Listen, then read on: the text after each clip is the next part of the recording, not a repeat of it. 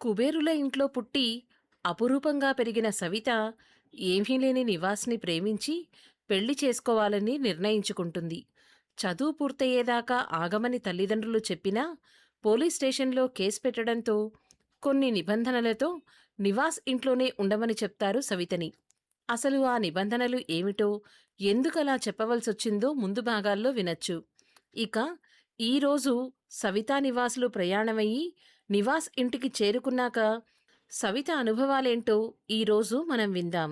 శ్రోతలకు నమస్కారం. కథాపుస్తకంకి స్వాగతం. ఈరోజు మనం శ్రీమతి పద్మా దాశరథి గారు రాసిన జీవన గమనం అనే నవల 4వ భాగాన్ని విందాం. ఇక కథలోకి వెళ్దాం. 6 సంవత్సరాల అనంతరం డిసెంబరు నెల. చలిగాలులతో హైదరాబాద్ నగరం వణుకుతున్నట్టుగా ఉంది. సూర్యుడు కూడా బాబోయ్, ఈ చలిని తట్టుకోలేను అన్నట్టు తొందరగా గూటికి బయలుదేరాడు. ఇంట్లో తన అర్ధాంగి సంధ్యాదేవి ఆలింగనంలో వెచ్చదనం కోసం తహతహలాడుతున్నాడు. Hyderabad International Airport. సవిత తన బ్యాగేజీని కలెక్ట్ చేసుకుని లాంజ్లోకి అడుగుపెట్టింది. లేత ఆకుపచ్చ కుర్తీలో చిగురుటాకులా ఉన్న సవిత ఎయిర్పోర్ట్లో చాలామంది ప్రయాణికుల దృష్టిని ఆకట్టుకుంది. ఆమెను దాటి వెళ్తున్న ప్రతివారు ఆమె వైపు ఒక ప్రశంసాపూర్వకమైన చూపుని ప్రసరించి వెళ్తున్నారు. ఇప్పుడు సవిత మరింత నాజూకు తేలింది. 4.5 సంవత్సరాల అమెరికా నివాసం ఆమె నిమ్మపండు రంగుని మరింత నిగనిగలాడేలా చేసింది. పొడవాటి మృదువైన కేశాలను క్లిప్పు పెట్టడం ద్వారా అదుపులో పెట్టుకుంది. కళ్లల్లో అమాయకత్వం స్థానంలో చురుకుదనం, లోకాన్ని చూసిన తెలివితేటలు ఉట్టిపడుతున్నాయి. 6 సంవత్సరాల క్రితం తను వదిలిపెట్టిన హైదరాబాదు, తన ఊరు, తన అమ్మానాన్నలు ఈ గడ్డలోనే ఉన్నారు. అమ్మానాన్నలు జ్ఞాపకం రాగానే మనసు ఉణికింది. కళ్ల వెంట నీళ్లు బయటికి దూకబోతున్నాయి. కనురెప్పలు 2-3 సార్లు అల్లాడించి కళ్లనీళ్లను కంటిలోనే అదుపు చేసుకుంది. ఇంతకీ లత ఏది? ఖచ్చితంగా వస్తానని చెప్పిందే, ఇంకా రాలేదేమిటో ఆలోచిస్తూ అక్కడ ఉన్న సోఫాలో కూర్చుంది సవిత. ఇంతలో సవిత భుజాల మీద ఒక మెత్తటి చెయ్యి పడింది. సవిత వెనకకు తిరిగి చూడలేదు. ఆమె మనోనేత్రం ఆ స్పర్శ ఎవరిదో వెంటనే గ్రహించింది. వెనక్కు తిరక్కుండానే తన కుడి భుజం మీద పడిన ఆ చేతిమీద తన ఎడమ చేతిని ఆనించి ఆ చేతిమీద తన చెంపను ఆంచింది. సవిత కళ్లల్లోని నీటిబొట్టు ఒకటి ఆ చేతిమీదకు తడిగా తగలడంతో ఆ వ్యక్తి చప్పున సవిత ముందుకు వచ్చారు. లత, తన ప్రాణ స్నేహితురాలు లత. ఇన్నేళ్ల తర్వాత కూడా స్నేహమే నిలువెత్తు రూపంగా తన ముందు నిలిచినట్టు ఉన్న లత. లత మరి కాస్త ఒళ్ళు చేసింది. మంచి రంగుతో మిసమిసలాడుతోంది. సవిత ఎడమచేతిని గట్టిగా పట్టుకున్న లత కూర్చొని ఉన్న సవితను లేపి నిలబెట్టింది. 2 కళ్లతో సవితను పైనుంచి కిందకి కళ్ళారా చూసుకుంటూ, ఎంత బావున్నావే సవి, అసలు నువ్వు ఇంతకాలం ఏమైపోయావే రాక్షసి అంటున్న లత కూడా తన కళ్లల్లో నీళ్లను దాచుకునే ప్రయత్నం చెయ్యలేదు. సవిత కళ్లల్లో కూడా కన్నీటి ముత్యాలు ఉద్భవించాయి. వాటిని అతి ప్రయత్నం మీద కనుకొలకలు దాటకుండా కంట్రోల్ చేసుకుంది. తన భావోద్వేగాలను అలా అదుపులో పెట్టుకుంటున్న సవిత పూర్వం సవితలాగా తెలివితేటలతో పాటు మొండితనం మూర్తీభవించిన ముగ్ధ కాదని, పరిణితి చెందిన వ్యక్తిగా అన్ని పరిస్థితులను ఎదుర్కోగల ధీర అని లత అంచనాకొచ్చింది. స్నేహితులు ఇద్దరూ ఒకరినొకరు గాఢంగా ఆలింగనం చేసుకున్నారు. లత భుజాలపై ఉన్న సవిత ఆ కౌగిలింతలోని స్నేహమాధుర్యాన్ని చవిచూస్తూ అలాగే ఉండిపోయింది. 2-3 నిమిషాల తర్వాత ఇద్దరూ విడివడ్డారు. ఒకరిని ఒకరు తేరిపారా చూసుకున్నారు. ఇద్దరికీ కళ్లల్లో కన్నీరు, పెదవులపై చిరునవ్వుల దొంతరలు. తీవ్రమైన గ్రీష్మంలో పడిన కుంభవృష్టి తర్వాత తడి ఆరని ఆకాశంలో వెలసిన ఇంద్రధనస్సులాగా ఉంది ఆ దృశ్యం. చెప్పు సవి, ఈ 6 ఏళ్లపాటు నువ్వెక్కడున్నావ్? ఏం చేశావ్?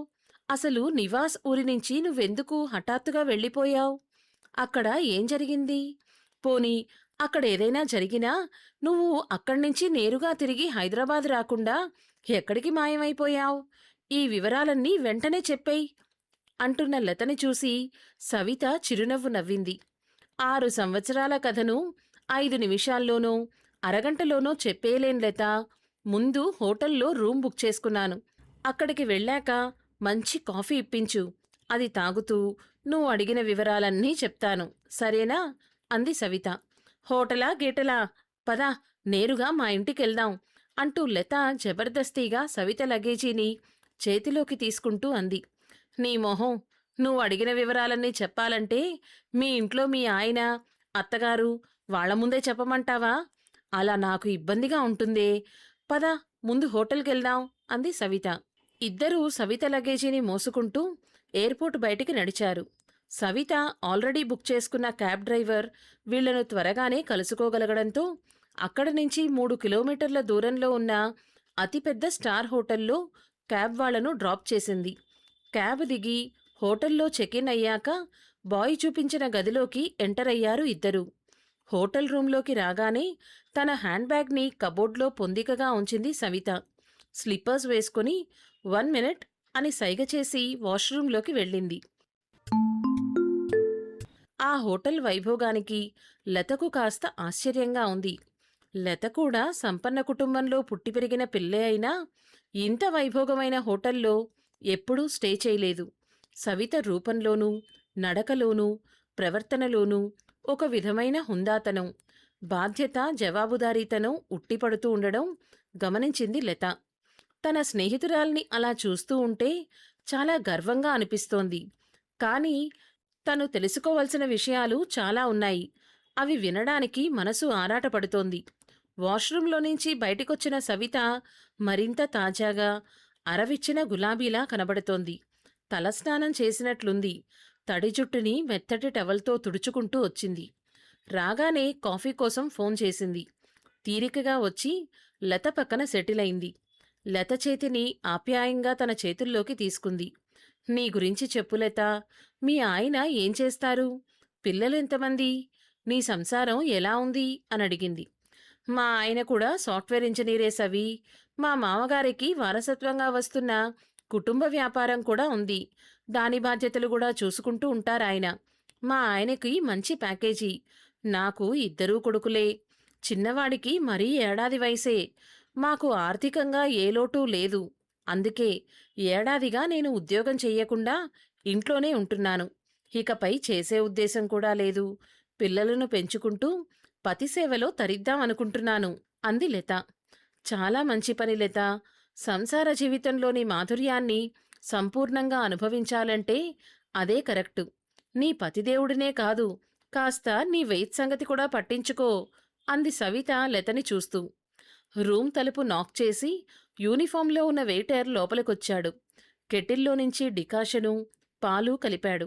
చక్కెర ఎంత వెయ్యాలో అడిగి ఇద్దరికీ నురగలు కక్కుతున్న కాఫీ కప్పులు మధ్యలో పెట్టి బయటికి నడిచాడు. ఒక కప్పు లతకిచ్చి సవిత తను మరో కప్పు తీసుకుంది. 2 చేతుల మధ్య ఆ కప్పుని ఇష్టంగా పట్టుకొని కాఫీ సిప్ చేసింది. ఇప్పటికీ నీ కాఫీ తాగే విధానం మారలేదా సవి? మనిద్దరం ఇలా కాఫీ తాగుతుంటే నాకు మన కాలేజీలో కలిసి చదువుకున్న రోజులు గుర్తొస్తున్నాయి ప్రేమగా అంది లత. అవును లత, కాలం గిర్రున ఒక 6 సంవత్సరాలు వెనక్కి తిరిగితే ఎంత బావుండు అంటూ లత తలమీదుగా ఎటో చూస్తూ అంది సవిత.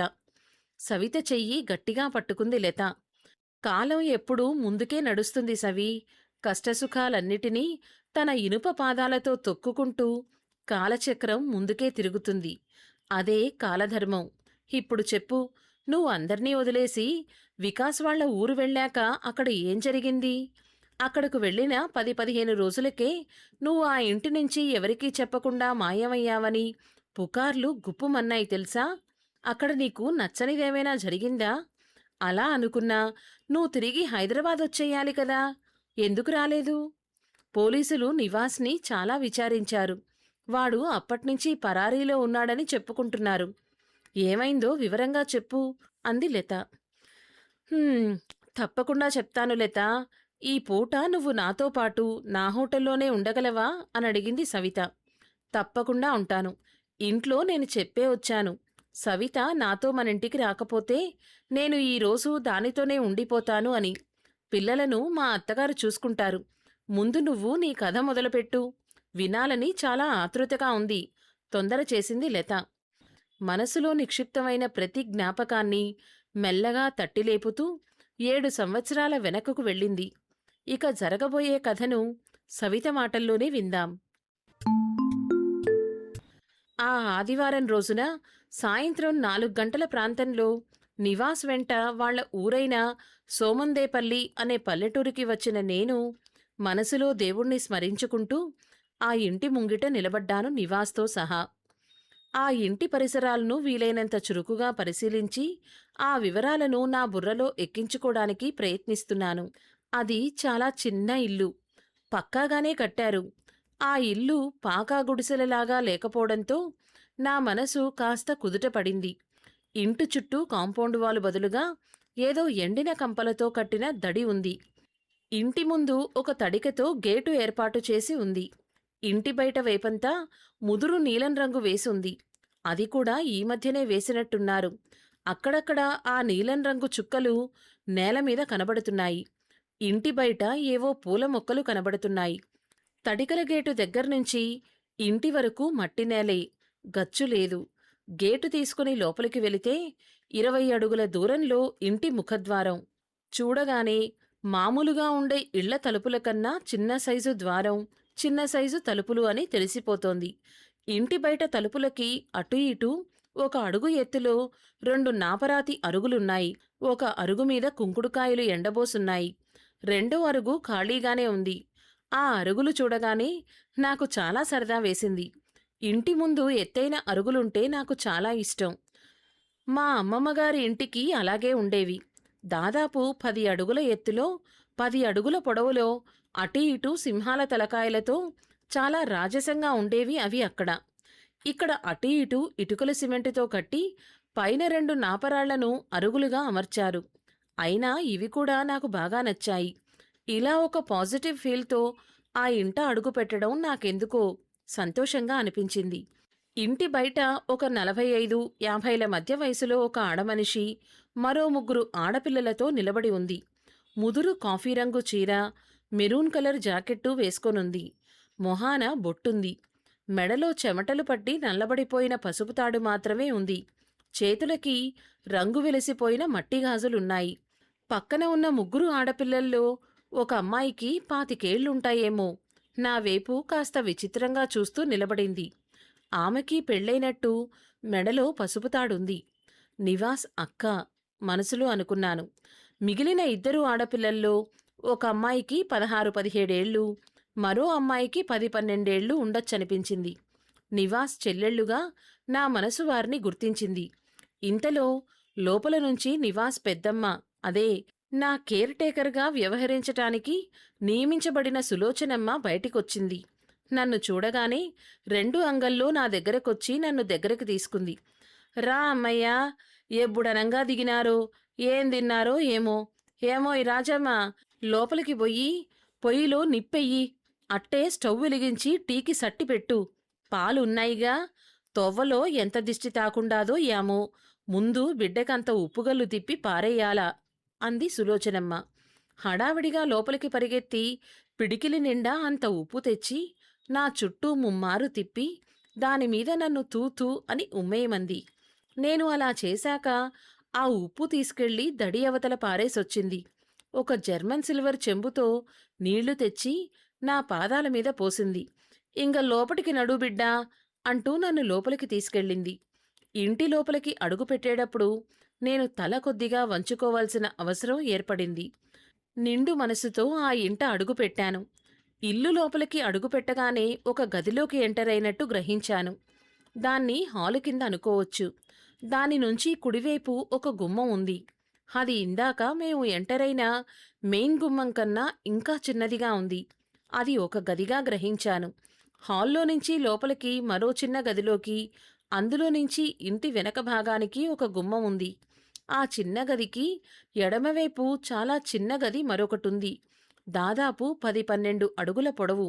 అంతే, అంతే వెడల్పు ఉన్న గది అది. అది వంటగదిగా అర్థమైంది.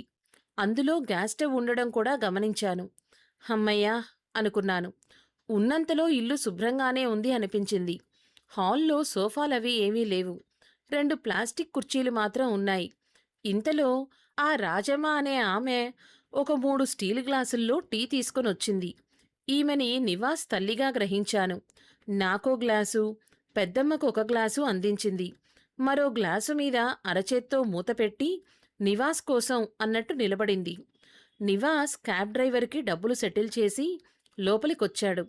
రాజమ్మగారి చేతుల్లో నుంచి టీ గ్లాస్ అందుకుని ఒక కుర్చీలో కూర్చున్నాడు. రెండో కుర్చీలో నేను ఆల్రెడీ కూర్చున్నాను. సో, ఎలాగైతేనే మా ఇంటికొచ్చేశావు సవి అంటూ ఆప్యాయంగా నా వైపు చూస్తూ అన్నాడు నివాస్.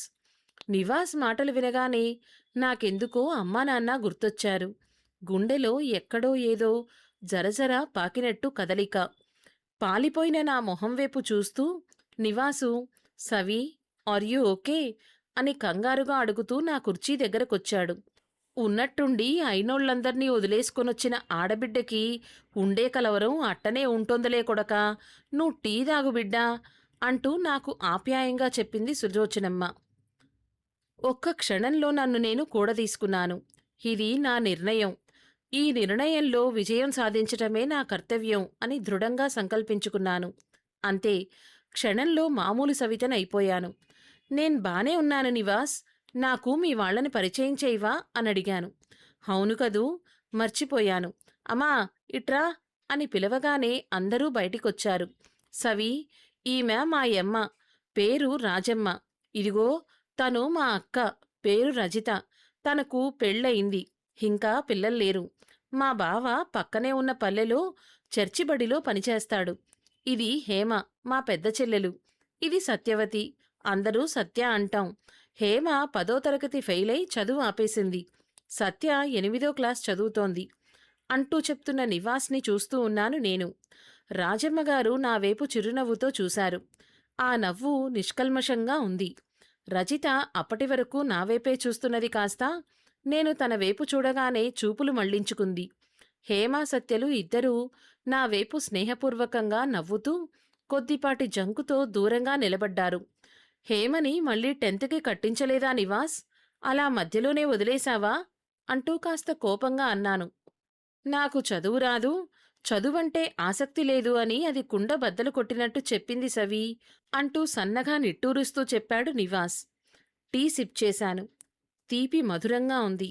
చక్కెర చాలా ఎక్కువగా వేశారు. నాకు తీపంటే అసలే ఇష్టం తక్కువ. బలవంతంగా 2 గుక్కలు టీ తాగి మిగిలింది వదిలేశాను. అదేంటమ్మయ్యా, అంత టీ పాడెయ్యాలగదా, ఇంకా అత్త తాగు అంటూ గ్లాసుని మళ్ళీ నా చేతిలో పెట్టింది సులోచనమ్మ. ఇదే నేను నేర్చుకున్న మొదటి పాఠం. మా ఇంట్లో నచ్చనిది తినమని కాని, తాగమని కాని ఎవరిమీద ఒత్తిడి ఉండదు.